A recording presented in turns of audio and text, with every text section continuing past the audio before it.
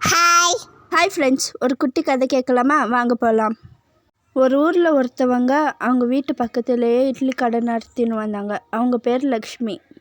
அவங்க கடைக்கு வர கஸ்டமர் எல்லாம் அவங்க இட்லி ரொம்பவே சூப்பராக இருக்குன்னு சொல்லுவாங்க. உன் இட்லி சூப்பராக இருக்குமா? எப்படி இவ்வளோ கம்மி காசில் உன்னால் இட்லி கொடுக்க முடியுது? டேஸ்ட்டும் நல்லா இருக்கே. அட நீ வேற ஏயா, நானே வியாபாரம் ஆகாம உக்காந்துன்னு இருக்கேன், நீ வேற வந்து வெறுப்பேத்தின்னு இருக்கிய. அப்படியெல்லாம் சொல்லாதீங்க.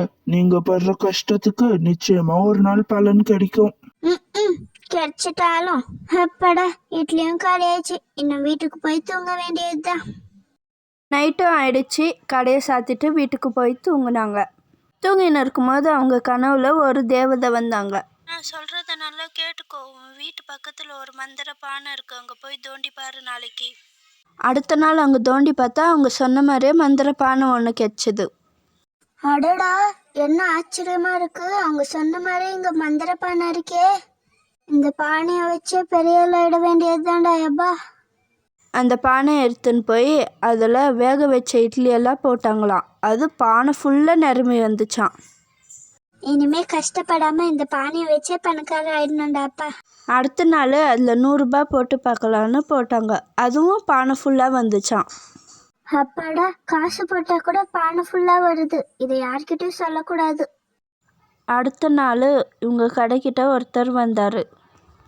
1000 ரூபாய்க்கு சேஞ்ச் இருந்தா கொடுமா, அப்படியே 4 இட்லியும் பார்சல் பண்ணுமா. 1000 ரூபாய்க்கு தானே? என்கிட்ட 10,000 ரூபாய்க்கு கூட சேஞ்ச் இருக்கு. ஆனா 100 ரூபாய் தான் இருக்கு. இந்தா.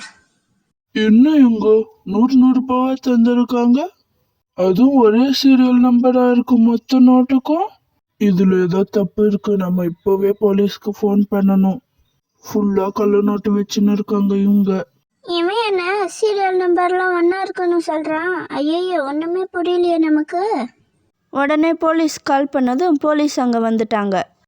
ஓ ஆமாப்பா, நீ சொன்ன மாதிரியே கள்ள நோட்டு அடிக்கிற கோஷ்டி தான் இவங்க. உன்னை அரெஸ்ட் பண்றேன். இப்பவே போலீஸ் ஸ்டேஷனுக்கு போலாம் வாங்க.